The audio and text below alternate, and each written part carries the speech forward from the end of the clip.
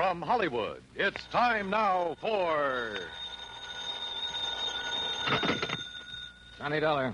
Batter up, Johnny. Who's that? McGraw. Oh, as if I didn't know. What's on your mind, Bert? Dollar Mason. Ever hear of her? Her uncle, Sylvester Mason. Mason, steel and iron? Yeah, that's the man. Dollar's his favorite niece. About 6 weeks ago, she disappeared. So? So, yesterday, a body washed up on Newport Beach not too far from her parents' home. Darla's? According to her father. And you hold a policy on her? For $25,000, double indemnity. Ouch. So, why don't you pay it off? We would have, today, except for one thing. Well, what's that? Right after Mason identified the body, a man named Dixon showed up and swore it was the body of his daughter. What?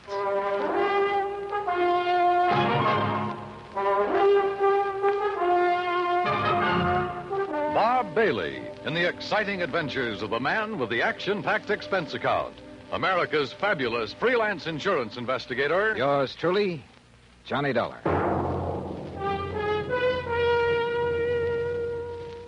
And now, Act One of yours truly, Johnny Dollar.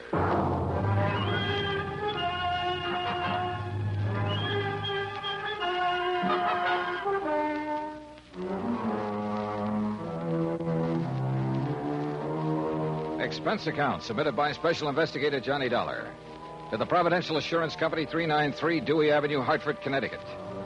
The following is an account of expenses incurred during my investigation of the Mason-Dixon mismatch matter. Expense account item 1, $1.20, taxi from my apartment to the Providential building. The walls of Bert McGraw's office are covered with pictures of sporting events, and as I entered, Bert was preparing to hang another one. Oh, Johnny. Well, come in, come in. You ever see this? Who is it? Who? Was me, that's who. The day I pitched for the Valdosta Lions. Struck out 10 of the Cherry Pointers that afternoon. Yes, sir. You win the game for him? Huh?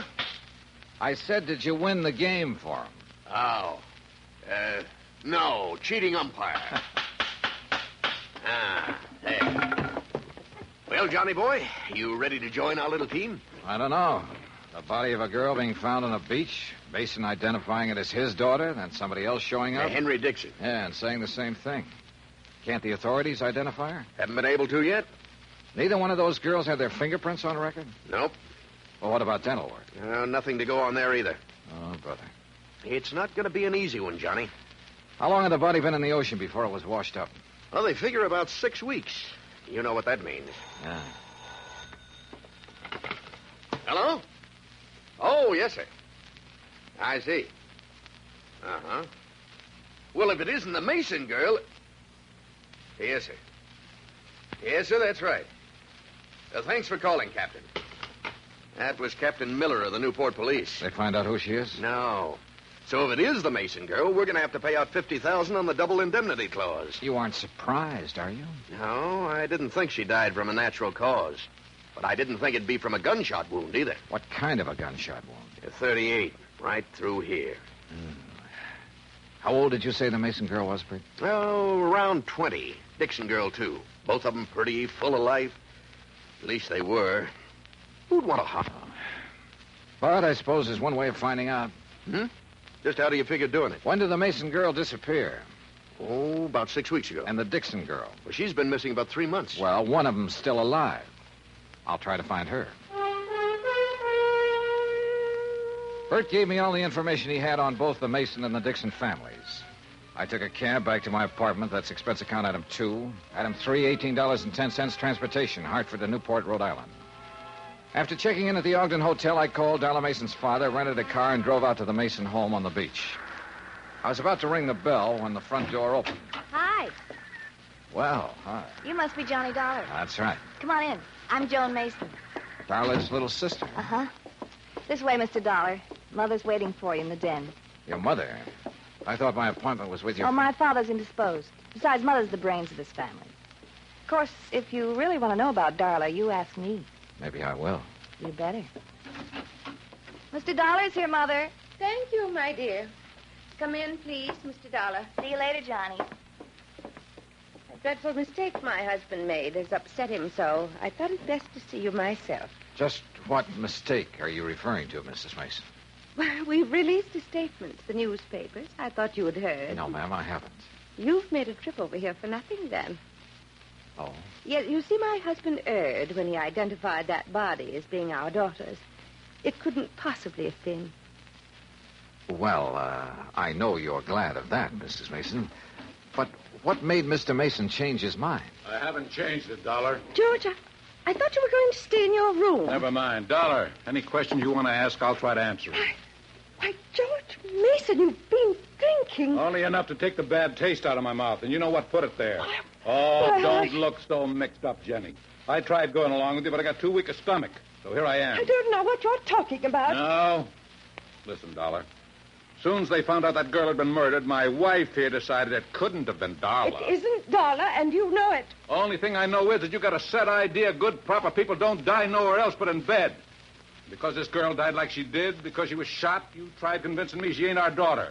Well, I won't hold still for it. That girl's Darla, no matter what that crazy You'll coot Dixon excuse says. me, Or Mr. what you Dollar? say. Yes, surely. You hear? You hear me, Jenny? Oh, doggone woman. I get so mad at her. Oh, you want a drink, Dollar? No, thanks. A little early for me. Yeah, I guess I've had enough, too. Well, Dollar, no matter what way our girl died, she was a good girl. Never gave me a bit of trouble. Never lied, never ran around like some her age do. Oh, she was a real good girl. Mr. Mason, the police haven't been able to make a positive identification. I know that. Well, would you mind telling me why you're so certain that girl is your daughter? Oh, of course not. First thing, Darla had no reason to run off.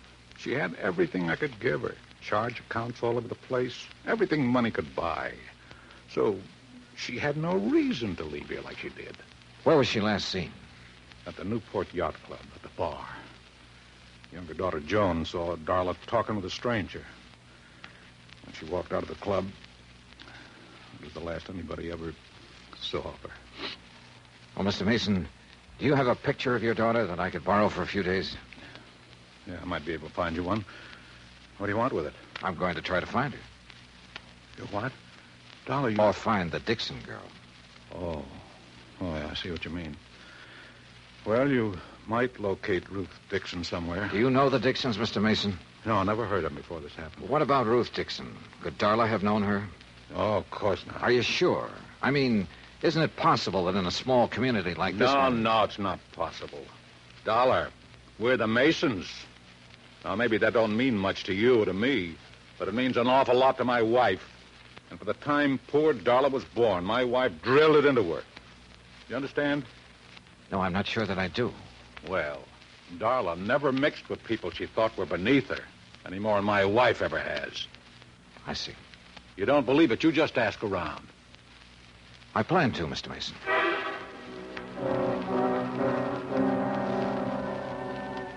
Mason found a small snapshot of his daughter. I took it and drove back to town. Expense account item 4, 10 cents, one phone call to Henry Dixon. 20 minutes later, I walked through the knee-high weeds that surrounded the Dixon home. Standing on the front porch waiting for me was a tall, thin man. Afternoon. Mr. Dollar? Yes, that's right. Well, I'm glad to know you. Sit down. It's such a nice day, I thought we could talk out here on the porch. Fine with me. Oh, Dollar. Yeah? Look, this whole thing hasn't been easy on my wife. Now, I've spent all day convincing her that I was mistaken, that the girl found on the beach isn't our daughter. You really believe that? Oh, I do, and so does my wife. And for the first time in days, she's almost her old self again. Henry? Oh, on the porch, Lucille. Mr. Dollar's here. Oh, my. It's a beautiful day, isn't it? Oh, Lucille, this is Mr. Dollar. Oh, pleased to meet you, sir. Thank you, Mrs. Dixon. Well, sit down, Mr. Dollar. Just anywhere. Oh, Henry built these chairs himself. I wanted to put them in the house, but Ruth, she just wouldn't have it. Yes, Mr. Dollar. I'm not at all sure why you want to see us. Ruth wasn't insured. We never could afford to take out a policy on her. Well, we did once for her college fund. You remember, Henry? Yes, but when I was forced to slow down, we had to cash it in. All except about $1,000, that is. Back in St. Louis, my husband was a school teacher, Mr. Dollar. A fine one. But the doctors made him give it up because of his heart. Oh, I see. How long have you folks lived in Newport? 5 years and 4 months. Mrs. Dixon, I imagine you remember just about everything that happened the day Ruth disappeared, don't you? Oh, my, yes. Well, did your daughter seem to be upset or emotionally disturbed in any way? No more than usual. Well, Ruth was spoiled, Mr. Dollar. Before Henry had to leave his job, we had the money to buy her nice things. Then, when we didn't have it, well, Ruth just never could get used to seeing her friends in their pretty new dresses. That's one of the reasons we moved to Newport, to get away from that crowd. Yes, we hoped she would find some friends on her own, Financial level. yes, some friends like that. But she wouldn't change. Did she know the Mason girl? Or ever talk about her? No, I can't recall that she did. Now, wait a minute, Henry. She did once. Oh, when was that? Oh, about the middle of March. They were having a dance where Ruth worked. When she got home that night, she told me the Mason girl had been there and how nice her hair had looked. The Mason girl wasn't nearly as pretty. Oh, no. Have you ever seen a picture of Ruth, Mr. Dollar? Well, only the one in the newspapers. Oh, that doesn't look a thing like Ruth. Excuse me. Surely. Mr. Dixon, was Ruth happy with her job? Well, considering how little they pay girls for doing hostess work, she was.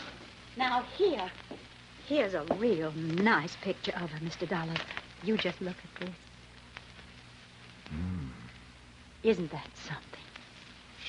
Sure. Mrs. Dixon, where was this taken? Why, where she worked. At the Newport Yacht Club. I borrowed the picture after promising to be careful with it. Then I went back to my hotel. At the desk, I stopped for my key and messages and found one from Captain Miller of the Newport Police. He wanted to see me in his office as soon as possible. It took me about 5 minutes to get there. Dollar, Yeah, that's right. in here. I'm Miller, homicide detail. I'm glad you could... Mr. Dollar, what wonderful good Now, news. Jenny, leave the man alone. Well, I didn't expect to find you people here, Mrs. Mason. No, I'm sure you didn't. And Mr. Mason didn't expect to be here either. Oh, you just wouldn't hold the thought, would you, George? You just wouldn't have faith. Oh, You Jenny. had our girl dead and buried in her grave. For heaven's sake. Never see anything so disgusting, Dollar. But she's not. No, sir. Oh, I'm so thankful. So very Mrs. Mason, you mean you found her? They haven't found her yet, Dollar. As a matter We of fact... found proof that she's alive. What kind of proof? A slip. A what? A little sail. Oh, Mr. Dollar, I'm so excited. Calm down, Jenny, for heaven's sake. I'll What did calm you down find, when Captain? I'm ready to. I George didn't Mason, find not it, one Mrs. Mason. second Getting before. Well, what is excited it? What is and it? forgetting the A spectacle bill of from different Kennedy's. things. That's a department Oh, store but you over in couldn't get Providence. excited if Oh, you why wanted don't you to. shut up, woman? Oh, Captain, Oh. what's a bill got to do with Darla Mason being alive? Just this. All the Masons have a charge account at Kennedy's. yes. So today a bill came to the Mason house addressed to Miss Darla Mason. You hear? You Yeah? hear? Mrs. Mason opened it. Yes. Darla charged a fur wrap in Kennedy's. Oh. When? Just last week.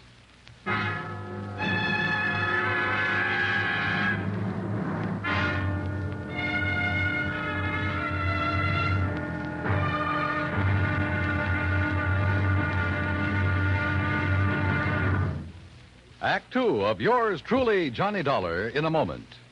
We often hear about people shooting the bull or throwing the bull. We often do it ourselves on occasion. But here's a story about a bull that threw the man instead of the other way around. When Air Force veterinarian Captain Tony Kamalacher was stationed in the Azores, he was asked by a Portuguese veterinarian to diagnose the wound of a young and promising bull that had been gored by another bull. It came from a long line of famous corrida bulls and was considered very valuable. But Captain Kamalacher's diagnosis was not favorable. An operation was needed, and there were no facilities for such a thing. Just the young captain's bag of surgical instruments, a few strong field hands to hold the animal down, and Mrs. Kamalacher, who acted as nurse.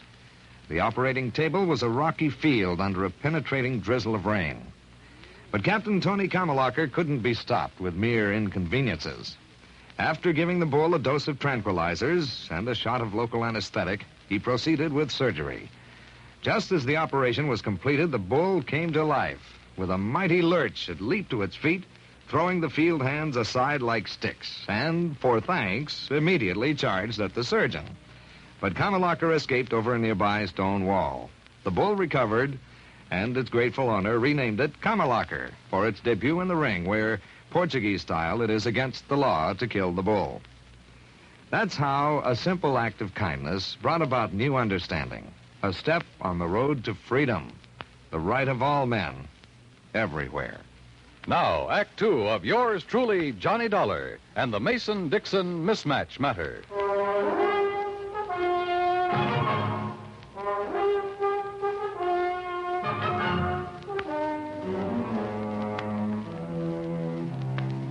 After telling me that the Mason girl had used one of her charge accounts just 5 days before the body was discovered on the beach, Captain Miller produced the original sales slip. Written across the bottom of it was the name Darla Mason. I wish to heaven I could be positive it's really her signature. You mean you think it's a forgery, Captain? I don't think anything yet. Mr. Dollar, you believe it's Darla's signature, don't you? Well, I haven't anything to compare the signature with, Mrs. Mason. Mrs. Mason, do you happen to have any of your daughter's legal documents at home, or her driver's license, or anything else that might contain her signature? No, I'm afraid I don't. You can order a copy from the Department of Motor Vehicles, Captain. Yeah, I will. What do you want it for, Captain? Well, it's just a matter of form, Mr. Mason. We have to be sure. But Darla's mother and me, we are sure. And we're the only ones that count. Well, that's not quite true, Mr. Mason. What? Have you forgotten about the Dixons? Oh, yeah, I guess I did for a minute. Well, you go ahead. Mrs. Mason and me will be at home. Yes, sir. You'll let us know as soon as you can, Captain. Yes, ma'am, I will. Thank you. Well, Darla, now what? How far is Providence, Captain? 40 miles. Why? Well, I don't know about that store over there, but where I came from, before a person could charge on an expensive item like a fur wrap, he'd have to produce some identification. Unless. Yeah? Unless the salesperson recognized him. Or her. What do you think? It's 3:10 now. If we hurry, we might have time to do a little shopping.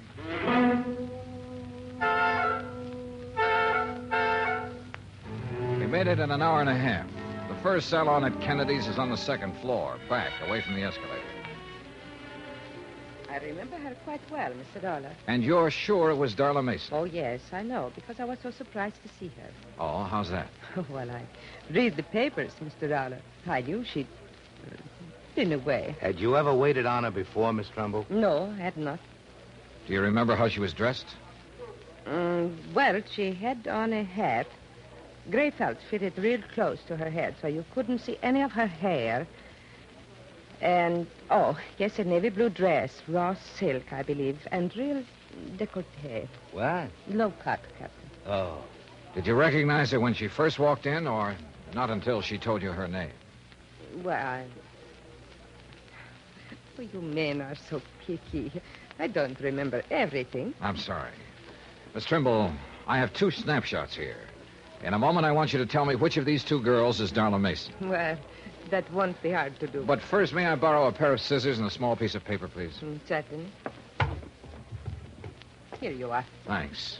What the devil are you up to, Johnny? Cutting paper hats. What do you think? What? Come over here to the counter. Miss Trimble, if you'll just wait there a second, please. Yes, whatever you say. This had better be good. I think it will be. Now, watch. All right. Now, I put the snapshots on the counter, and on the head of each girl... Johnny! One of my little paper hats. Oh, really? This is ridiculous. Is it? Take a look. But Well, I'll be... When did you spot this? Today, at the Dixon house. Miss Trimble, Yes, sir? would you come over now, please? Yes, certainly. All right. Look at the snapshots and tell me which of these ladies bought that fur from you last week. Why, you've covered up their hair. You said she wore a hat, didn't you? Yes, but, well... Which one of them was it, Miss Trimble? Well, I'm not sure. Uh-huh. They look so much alike with their hair covered like that. I'm just not sure. The Mason girl had worn her hair short in the Italian style. Ruth Dixon, who didn't have the money to spend on beauty parlors, had let hers grow long and full. But both girls had similar features, and apparently I was the only one who had noticed this. Or was I? Captain Miller and I went to the credit department where we compared the signature on the sales slip with Darla Mason's original credit application. After that, well, there was little doubt in our minds as to what had happened. It was almost 7 when I got back to my hotel, took a shower, and stretched out to do a little thinking. Yeah, hello. Hi. Hi, yourself. Who is it? Oh, come on, Johnny. Who are you expecting? Well... Don't tell me you've forgotten about our date. Oh, no. Where shall I meet you, Miss... I'll meet you. Be right up, Johnny boy. I wasn't quite dressed when she began pounding on the door. I tucked my shirt in and opened the door. Hi. Joni. Well, who else? Well, don't look so amazed. Invite me in. Oh, sorry. Come in. That's more like it. You don't mind if I leave the door open, do you? Worried, Johnny? Oh, no. It's just that I like lots of air. You're cute. So are you for a 17-year-old. 18. But I'm quite sure you are. Now, Joni, before we go out tonight, would you mind if I ask you a couple of questions? I thought you probably would. Oh, why? Well, I'm sure everyone in Newport knows about Darla charging that for a rap. I see. What do you want to ask me, Johnny?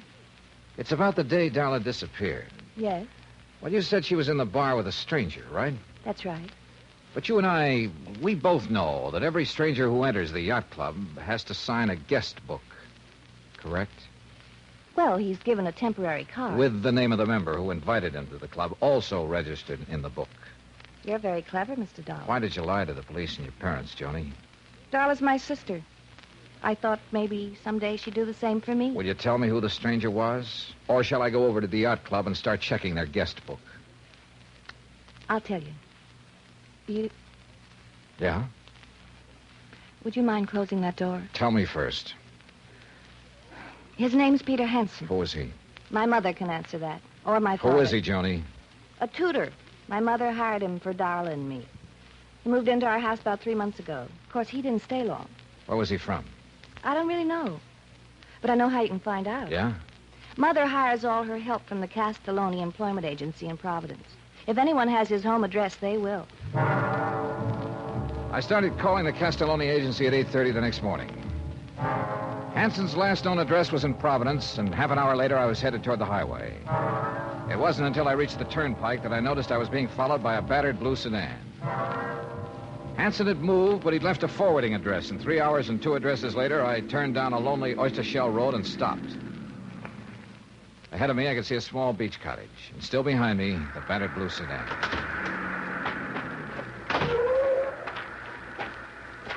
You make it real easy for a man to follow you, Mr. Dollar. If I had known it was you, sir, I wouldn't have. I hope you don't mind my tagging along like this. Mr. Dixon. Now, wait.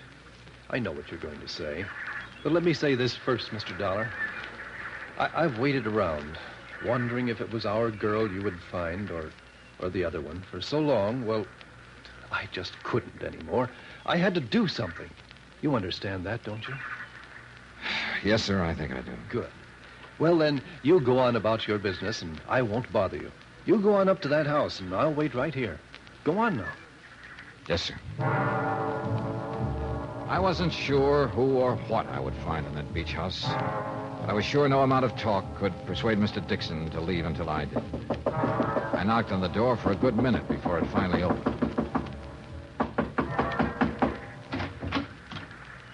Yeah? Mr. Hanson? Yeah, what is it? My name is Dollar. I'm an insurance... Insurance man. Oh, I thought you... Honey, it's just an insurance salesman. Look, Dollar, even if I had the money, I wouldn't buy any insurance from you. You come around too early. You didn't let me finish. Huh? I'm not a salesman. I'm an investigator. Oh. Hey! Oh, no. Give it up, Hanson. No! Honey! Honey! Honey, and... Pete, don't let him. You can't stop me, Hanson. You want to bet? Yeah. Kill him, Pete. Kill him. Pete, no! Oh, Pete. Oh, Pete. You'll be all right. Why did you have to find us? Why? Why did you disappear? You know how much trouble you've caused? I can read, I know. It didn't bother you? Your family not knowing whether you were dead or alive? Not a bit. I'd be happier if they thought I was dead. Oh, Darla, you don't mean that. I proved it, didn't I? I'm not sure. Why did you disappear? Because I was bored. Tired and sick of living like my family makes me live. And how's that? Come out here. You see those birds? The seagulls, yeah. Beautiful, aren't they? You know why? All right, why? Because they're free. Because they can live any way they want with no responsibilities, no reputation to worry about. Oh, boy, how I envy them. Mr. Dollar. We're around back, sir. All right, now you tell me something. Sure. How'd you know that wasn't me they found on the beach? Because of that fur wrap you charged at Kennedy's. But how did... I told them to send the bill here. They didn't. It went to your house. Oh, no. Somebody sure goofed. Yeah, Darla. You sure did. Mr. Dollar, are you all right? I thought... Oh. Mr. Dixon, Mr. Dixon? Yes, Darla. He followed me here hoping I'd lead him to his daughter. Oh. Gee, Mr. Dixon, I'm sorry if there's anything I can do. My daughter was fine. Decent. But you... Oh, Mr. Dixon. After what you did to your parents and to us, making us wonder for so long, not knowing whether it was you or our daughter who was dead. Believe me, I wish it were you.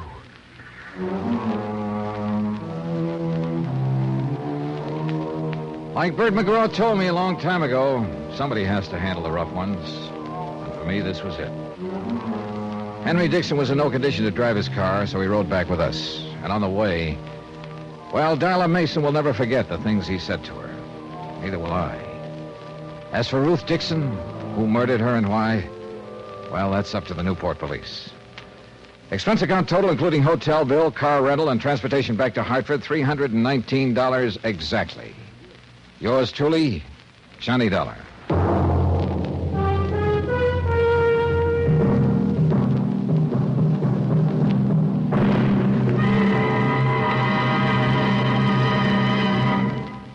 Now, here's our star to tell you about next week's story. Next week, well, I suddenly found out there was more to this case I just finished. More. The really tough part. Join us, won't you? Yours truly, Johnny Dollar.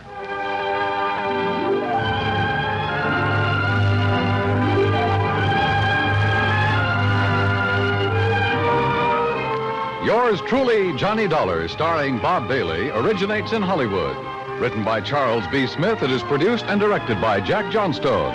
Heard in our cast were Virginia Gregg, Mary Jane Croft, Jeanette Nolan, Gene Tatum, Frank Nelson, Will Wright, Austin Green, and Marvin Miller. Musical supervision is by Amerigo Marino. Be sure to join us next week, same time and station, for another exciting story of yours truly, Johnny Dollar.